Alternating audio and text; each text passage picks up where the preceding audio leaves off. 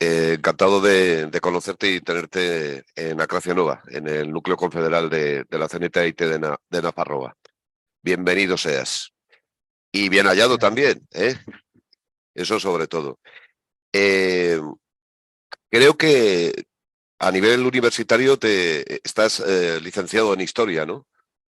No llegué a acabar la carrera. No la llegaste a La, acabar. la cursé varios años, pero al cuarto año dije, no, hasta aquí hemos llegado y la abandoné.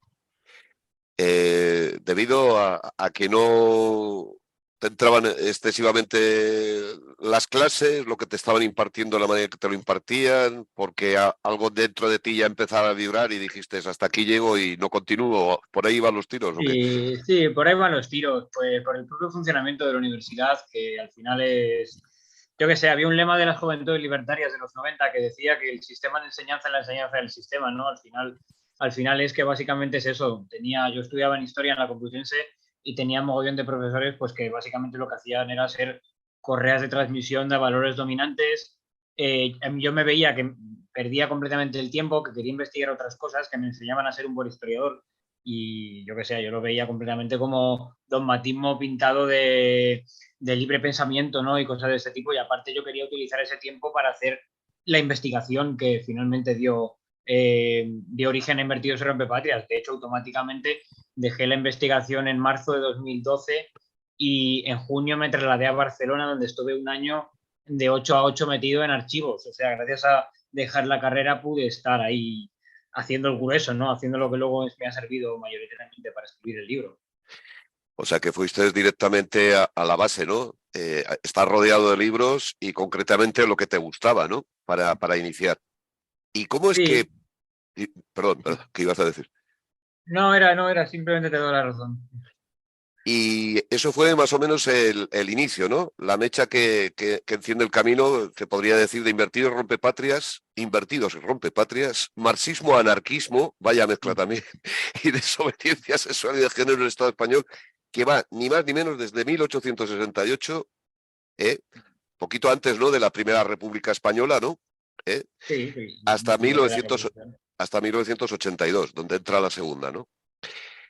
Los momentos de la República se puede decir que a nivel histórico han sido siempre roturas dentro de lo acontecido, dentro de lo denominado, bueno, podríamos decir que mariquita, homosexual, lesbiana, bollera, sarasa, y ya no sé qué insultos o qué desprecios se podían contener dentro del siglo XIX. Los del XX me parece que los conocemos bastante bien, los del Sí, XXI ahora ya son nuevos, ¿no? sí, en el 19 también estaba Apio, estaba Violeta, sí, había unos cuantos ahí que no conocemos. Y Pues, bueno, dime. no, te escucho, Pino, ¿qué ibas a decir? ¿Qué ibas a añadir? Pues es que los momentos de las repúblicas, de las dos repúblicas, coinciden con periodos revolucionarios, tanto en la historia del Estado español como en la historia del mundo occidental, incluso a nivel internacional. Así que son momentos muy disruptivos en los que, bueno, hay un proceso revolucionario en curso. En el caso de las dos primeras repúblicas, protagonizados sin lugar a dudas por el proletariado y por la clase obrera. Y, y estos procesos revolucionarios en prácticamente cualquier periodo histórico y geográfico vienen acompañados de una puesta en tela de juicio de los valores hegemónicos a todos los niveles. En este caso también se puso en tela de juicio el patriarcado en el sexenio revolucionario en la Primera República y sin lugar a dudas en la Segunda República muchísimo más. Esta puesta en tela de juicio del patriarcado también comporta que se comienza a hablar de temas que son beneficiosos, ¿no?, para la gente disidencia sexual y de género. En la Primera República se habla de divorcio. Los republicanos era una de las ¿cómo se dice?, de su agenda política, ¿no? Era aprobar el divorcio, ¿no? Que al final no ocurrió. Sí que ocurrió precisamente en un contexto revolucionario como fueron la Revolución Cantonal, ¿no? En el Cantón de Cartagena, Que te lo iba por a primera vez recordar en la ahora. historia, Ujú. sí, sí, Las por primera vez se diversas aprobó el revoluciones divorcio. cantonales, ¿no? Que hubo, no solamente en Cartagena, pero bueno, Cartagena fue uno de los bastiones fundamentales, ¿no? Lo que no pasó en Cartagena yo creo que ya no ha vuelto a pasar, exceptuando la revolución anarcosindicalista, lógicamente de la guerra civil, dentro de Claro. lo que es la historia de España, ¿no? Aquello fue libertad, más que la Sí, rebelión de las completamente. comunas, ¿no? En París, y si empezamos a hablar de las diferentes revoluciones, ¿no? Habidas y por haber, que hubo durante el siglo XIX. Y dentro de Cartagena ahí estalló. más, ¿no? Que en otras partes. Ahí es que el 14 de Cartagena, yo qué sé, pues fue el que más duró. Entonces pudo poner en práctica la agenda revolucionaria. El segundo cartón que más duró fue el de Málaga, que duró un Ujú. mes. El de Cartagena llegó a durar 7 meses, me parece, o algo así. Hasta, Así que, claro, hasta- les dio tiempo a poner en práctica cosas. Y hasta luego, al defenderse y todo, margen, ¿no? Hasta recoger voluntarios y defender el cantón, ¿no? Porque sí, sí, claro, exactamente, les dio tiempo, bueno, porque Cartagena estaba bien armada, ¿no? Bien blindada. Pero paralelamente estaba ocurriendo el inicio precisamente, ¿no? Del germen de lo que luego sería el anarcosindicalismo, ¿no? Estaba surgiendo la Federación Regional Española y ya dentro de la propia federación ya se estaban hablando de cuestiones de igualdad de géneros. Se llegó a hablar en un meeting en el 2 de mayo, en aniversario, ¿no? De la insurrección contra los franceses ahí en Madrid, una miembro, ¿no?, de la Federación Regional Española, Guillermina Rojas, habló de la abolición de la familia, que para la época fue tan escandaloso, era en 1871, que llegó al Congreso de los Diputados. Es decir, que están diciendo estos locos de la Internacional. eh, yo creo que siempre ha llevado un acto revolucionario llevar la contra de cualquier sistema impuesto, ¿no? El patriarcado, por ejemplo. Los derechos de las mujeres, que siempre han estado ahí apartadas dentro de lo que cabe. Parece ser que siempre ha existido también a título histórico más persecución hacia lo que es los homosexuales, o sea, los hombres, que las lesbianas, ¿no? Que siempre pasaban a lo mejor algo desapercibidas, pero al final también caían dentro de lo que es el mismo saco. Lo que estabas comentando hace un momento de ir en contra de la familia es un aspecto totalmente también revolucionario, ¿no? Pero que claro, lógicamente dentro de la historia de España siempre lo paraban a tiempo, más en este país, ¿no? Apostólico, románico, católico y reaccionario en muchísimas ocasiones de su historia. ¿Cómo fue avanzando hacia lo que sería el siglo XX y aparte de la insurrección cantonal de Cartagena, ¿cuáles fueron los siguientes factores en que poco a poco, dentro de lo que cabe, entre comillas, se fue abriendo el tema a título histórico? Bueno, en ese contexto coincide con una derrota revolucionaria, ¿no? Como es la de las revoluciones de la década de los 60-70 del siglo XIX. La Comuna de París es la más conocida, como ya Ujú. la he citado antes. Y claro, esto implica también, va más allá de que sea una derrota del movimiento obrero. También, por ejemplo, ya se estaba hablando de cuestiones, ya estaba Kate Benny en lo que luego sería el segundo Reich alemán, ya estaba Ojo. hablando, ¿no?, de defensa de la población homosexual, pero todas estas reacciones autoritarias, ¿no?, de gobiernos que han logrado vencer una revolución siempre afectan no solamente a la gente derrotada de la revolución, ¿no? Afecta a todas las capas sociales, a cualquier perspectiva de cambio. Así que los años 70, lo que queda de los 70, 80 del siglo XIX, son bastante rasos, ¿no? A cuestiones de disidencia sexual y de género, e incluso feminismo, ¿no? El feminismo empieza a ser algo más articulado ya en la siguiente década, ¿no? Ya empieza los años 90. También en esa década empieza el primer colectivo homosexual que se conoce en la historia, que es el Comité Científico Humanitario en Alemania. Empieza en 1893 y obtienen un respaldo rápido relativamente del Partido Socialdemócrata. En el Reino de España está Alfonso XIII en ese momento, y también empieza a haber también de nuevo cierto rearme otra vez del movimiento obrero, de ciertas organizaciones, y ocurren dos hechos a nivel, uno estatal y uno a nivel internacional, que implican que este movimiento obrero, que está de nuevo otra vez pudiendo asomar la cabeza, comience a posicionarse, ¿no?, frente a esta cuestión. Uno es el escándalo, como se llamó, de Oscar Wilde, ¿no?, en Inglaterra, que aparte Ojo. Oscar Wilde pues se le recuerda como escritor, que era muy buen escritor, pero también era un teórico y era una persona que se definía como anarquista. De hecho, que esto no, muchas veces no se recuerda, ¿no? Y Está claro, pues totalmente olvidado. Ujú. sí, sí, solo es como, lo que son, escriben libros, no teorizan políticamente, ¿no? Así que nada, pues le sacan ahí pues una relación que tenía con el hijo de un alto aristócrata inglés y bueno, y acaba muy Muy mal, mal. acaba exiliado, muriendo en la pobreza en Encarcelado París, encarcelado. duramente Y claro, y esto hizo posicionarse al anarquismo europeo. Fue como, wow, que uno de nuestros referentes más idolatrados pues es Marica, ¿no? Y luego en el Estado español ocurrió que hubo una boda lésbica. Se casaron Elisa y Marcela en Galicia, esto salió en toda la prensa. porque fueron sorprendidas, ¿no? Una de ellas se hizo pasar por un hombre y, bueno, eso Durante fue un muchísimo revuelo. tiempo lo mantuvieron, la pantomima le salió bien hasta que al final se supo, ¿no? También. Sí, exactamente. Al final ocurrió y se supo y salió en toda la prensa. O sea, o sea, también en medios anarquistas, en medios marxistas. Incluso hubo un socialista, un miembro del PSOE, que incluso llegó a decir, no sé si fue en el Socialista, en el diario del PSOE o en otra publicación, ¿no? Pero dijo que, bueno, que igual no estaba nada mal que gente del mismo sexo o género se casara. O sea, esto llegó a decirse hace más de 100 años. 100 años antes de la aprobación del matrimonio homosexual, hubo quien dijo que, bueno, que lo de Lisa Marcela pues tampoco tenía por qué estar tan mal. Ya, ya. Pero a la chita callando, ¿no? En Bueno, a ver, era España, alguna voz muy minoritaria, de luego. En claro, general, la tónica fue de condena. Incluso dentro del medio libertario, dentro del movimiento obrero, la condena fue bastante unánime. Oscar Wilde, por ejemplo, pues por ejemplo, la revista Blanca, que era una revista conocida, ¿no? En esta época, de la primera época, que llevaban dos figuras muy importantes del anarquismo, ¿no? Como eran Joan Montseny y Teresa Mañé, padres de Federica Montseny. Pues en la revista Blanca pues salieron, ¿no? Salió un artículo diciendo que Oscar Wilde es que le habían seducido, manipulado para hacer cosas homosexuales, ¿no? Como si no fuera mayorcito. Yo qué sé, pues, como él una sabía, excusa, ¿no? él sabía perfectamente lo que hacía, ¿no? Yo creo que, claro, dentro de lo que es su biografía queda bastante evidente que esconderse no se escondía. O sea, lo que era Vox Populi no se atrevían a comentarlo hasta que al final, de una manera u otra, fueron a por él, ¿no? Porque a lo mejor había pasado ya la raya. Pero bueno, dentro de sus escritos y fuera de ellos, pues el gran dandy eterno, ¿no? Funcionó y vivió. Y no le importó tampoco. Porque siempre ha habido valientes, ¿no? Y mujeres valientes que no se han escondido, ¿no? De su condición sexual. Y llegamos casi a lo que son los albores de principios del siglo XX, antes de la Primera Guerra Mundial y después posterior. ¿Cómo iban aconteciendo dentro de lo que es este ensayo a nivel histórico? ¿Había una cierta apertura o seguía el cerramiento? ¿O eran más importantes los temas a nivel general y esto pasaba desapercibido a veces y a veces no desapercibido? Mm.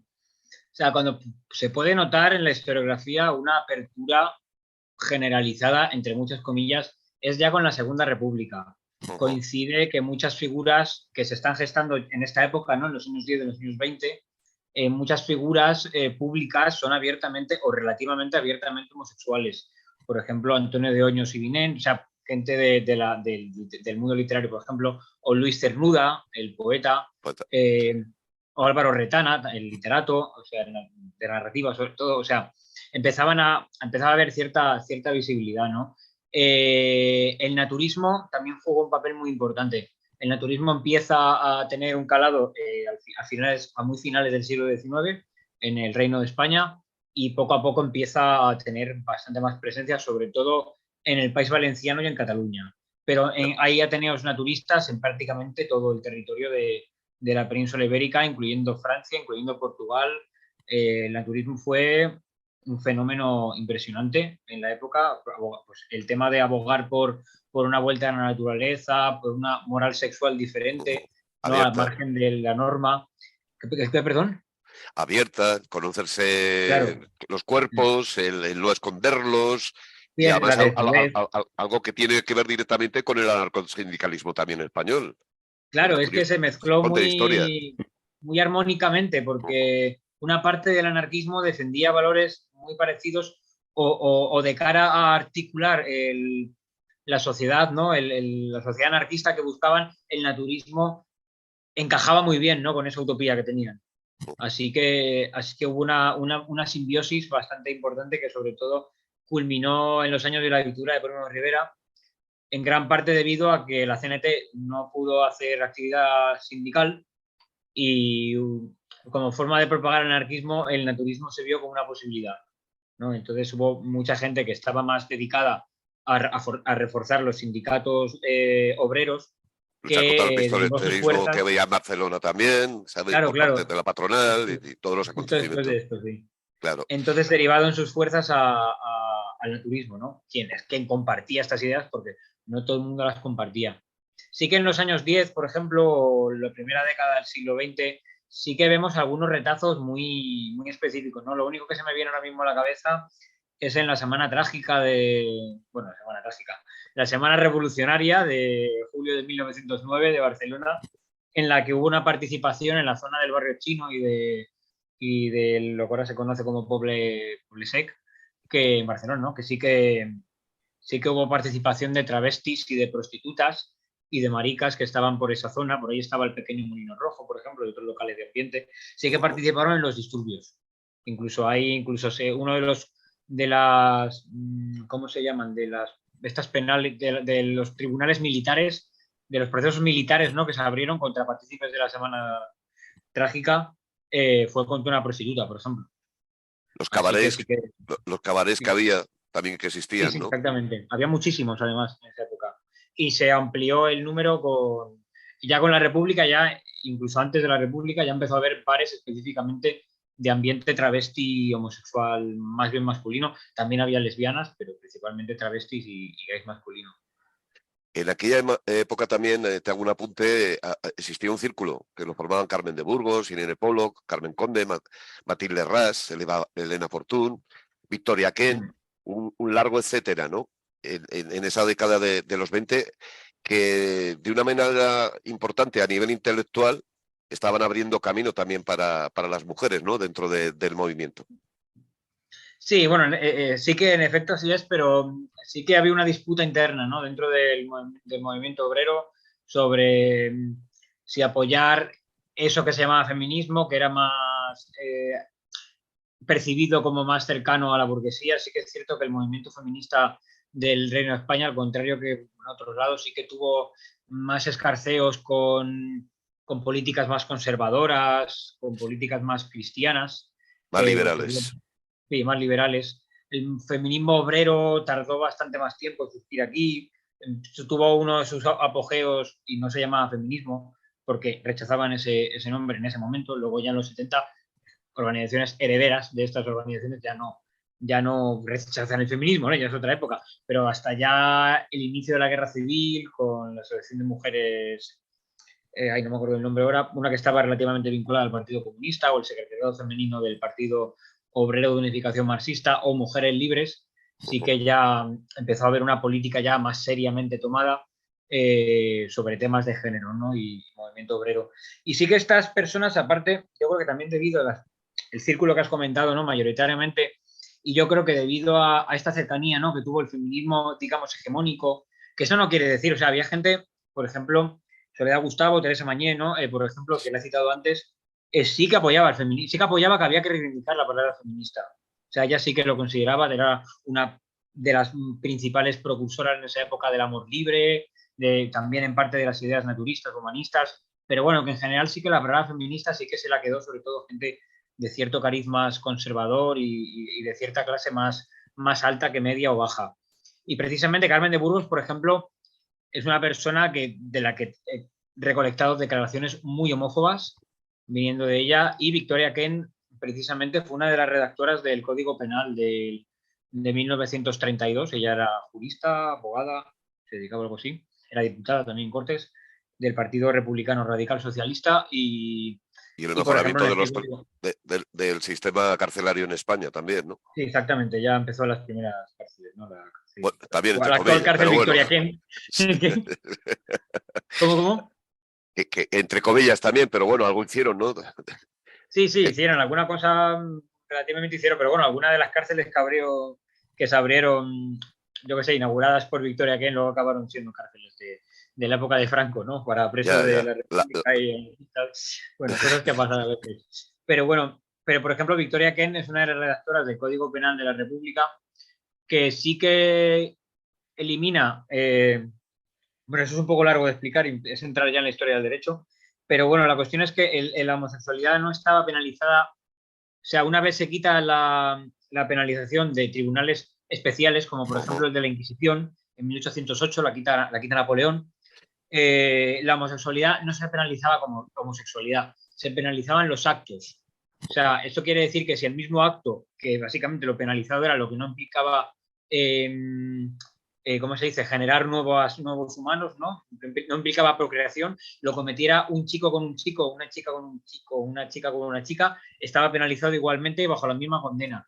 lo que había hecho el Código Penal de la dictadura de Primo de Rivera en 1928 había sido que si esa misma acción sexual no destinada a la procreación se cometía entre personas del mismo sexo, la pena multa, que consistía en miles de pesetas que podían acabar llevándote a la cárcel, era el doble, se duplicaba. Entonces, el Código Penal de la República elimina esta doble condena, pero mantiene el que los actos homosexuales, o sea, los actos que no llevan a la procreación, perdón, que muchos de ellos eran homosexuales, todos de hecho los homosexuales en general en esa época no llevaban a la procreación, pues seguían siendo condenados, ¿no? Y bueno, pues Victoria Kent pues, fue una de las redactoras y aún así se vendía este código penal muy progresista, que es cierto, para la época es muy progresista, pero muchas otras cosas, pues otras tendencias políticas de la época superaban en materia de género, ¿no? Estas propuestas. Bueno, sí fue como eliminado, ¿no? En cierta manera. O sea, había una permisividad, no había una persecución como a lo mejor había pues a principios del siglo XX o finales del XIX. O sea, vive y Sí deja que había vivir. persecución. Sí que había. Sí que hay constancia de ello, vamos. Sí que no he Ya, revisado los archivos judiciales, pero en la prensa aparece bastante. pero había más permisividad. Eso No, sí. no se tenían que esconder. No sé si me entiende lo que te quiero decir, ¿no? En otros Mm, momentos. Pero bueno, sí. la República implica cierta apertura, eso sí que es cierto, pero sigue habiendo castigo. Eh, no obstante, la República hay mayor permisividad a la cuestión homosexual a nivel social, a nivel político, más que en el régimen anterior, que es la monarquía de Alfonso XIII y la dictadura de Primo de Rivera, y muchísimo más que en el régimen posterior, que es el franquismo. Así que ahí sí, pero sí que estaba penalizada en el Código Penal y aparte la ley de pagos y maleantes que se aprueba en agosto del 33 y de hecho la redacta gente del Partido Socialista y la aprueban unas cortes de mayoría republicana de izquierdas y socialista. Tenía una de las cláusulas, que era la décima, que implicaba que si tú estabas por zonas en las que podía haber delitos, y claro, la homosexualidad o los actos no destinados a la procreación eran delito, podían llevarte a estos centros de reeducación, ¿no? Que contemplaba la ley, que se abrieron varios, se abrió uno en Alcalá de Henares, otro en Figueras y otro, me parece que por el sur, pero no me acuerdo concretamente dónde, ahí te podían llevar En por Málaga, homosexual. creo que en Málaga. Puede que en Málaga, sí, Sí, sí. sí, exactamente. Para que te reeducaras, ¿no? Para que, bueno, esos centros estaban llenos pues, de gente pobre, bueno, esto ya es otro tema, pero que bueno, que era mucha gente de las ex colonias españolas, mucha gente por tráfico de drogas, bueno, era, que yo era pues algo parecido, se parece relativamente, salvando las distancias, a un CIE, tal Ya. como Pero, Zebra, ¿no? Cárceles extraordinarias, con una legislación en parte. pero en cierta manera sí, la República sí que representó una emancipación, ¿no? Y también un empoderamiento del movimiento por parte tanto de mujeres como de hombres, ¿no? Y ya hemos dejado ya atrás el derecho también al voto, ¿no? Que buscaba el feminismo, ¿no? También, ¿no? Lógicamente hasta que se consiguió y lo que costó que se consiguiera también. O sea, implicó mejoras, sin duda, pero también sigue habiendo represión. O sea, también hay que tenerlo en cuenta. Hay que tener en cuenta las dos cosas. Hay que marcar cada cosa en su contexto, ¿no? O sea, la República también es hija de su tiempo. Es un régimen principalmente burgués, Lo que te iba a mantiene el comentar ahora. capitalismo, mantiene la explotación del hombre por el hombre, o sea, y el patriarcado juega un papel, ¿no? En esa explotación que la República mantiene. No obstante, el contexto revolucionario de los años 30, que hay que tener en cuenta que es el contexto de la República, ¿no? Con una crisis súper harta, acaba de empezar 2 años antes, y un movimiento obrero muy organizado que está empujando a la República a situaciones que finalmente cristalizan en la guerra civil con la primera aprobación de aborto en toda la historia de Europa. O sea, pero también eso es un empuje del movimiento obrero, ¿no? Un movimiento obrero muy radical que hay en las calles de la Segunda República, que empujan muchas legislaciones, ¿no? Pero también el contexto revolucionario que se vivía a nivel europeo, perdón, y, la propia naturaleza del régimen, que es un régimen mucho más abierto que el anterior y que el anterior del anterior, pues evidentemente permiten, pues, lo que sé, pues la gente homosexual llevaba harta años y dicen, pues ya está, queremos vivir. O sea, queremos, bueno, la gente que igual estaba en ciertos contextos, ¿no? En ciertas urbes, en cierto núcleo de población, ¿no? No todo el mundo. Y ya que pues ya empezaban a tener los primeros locales de ambiente, empezaban a tener su propia literatura, empezaban a tener, pues no llegaron a tener un colectivo formado, ¿no? Como en Alemania, pero igual, si la República hubiera durado más tiempo, no me Pues hubiera hubiera existido. sorprendido que hubiera acabado habiendo los primeros movimientos de liberación homosexual del Estado español no se hubieran retrasado a los años 70. Igual habría habido ya en los años 40, fácilmente. Pero bueno, pero sí que hubo las dos cosas, ¿no? Hubo represión y hubo tolerancia. O sea, la República se mantuvo en este tema concreto y en muchos más, ¿no? Y en el desnudismo y en la liberación de la mujer se mantuvo en una cuerda floja, en la que había un movimiento obrero que impulsaba a reformas más radicales en esto y en otros temas, y una burguesía liberal, ¿no? Que podía tener cierta simpatía, pero que también quería mantener un Su estatus, ¿no? También estatus, claro, mantener la propiedad de la tierra, quería claro. mantener a la aristocracia y a la iglesia relativamente, entre muchas comillas, que no la liaran demasiado. O sea, quería mantener cierta estabilidad que muchas veces, bueno, no se podía, y finalmente es que no se pudo hasta el nivel de como un golpe de Estado. El equilibrio, mantener el equilibrio, ¿no? Es decir, ¿no? Se pensaban los diferentes presidentes, sobre todo el último hazaña, ¿no? De que manteniendo el equilibrio, pues que se conseguía el tenerlos más o menos tranquilos y no, y como sabes muy Sí, bien, pues así fue. Sí. con eso no se consiguió absolutamente nada. La reacción es la reacción, la historia de España es la historia de España. Y se comprueba perfectamente que cuando tocas una serie de hilos donde están representados los militares o la Iglesia Católica, la aristocracia, la burguesía, el empresariado, sobre todo de derechas, al final se rompe dicho equilibrio. Con eso fue el alzamiento del 18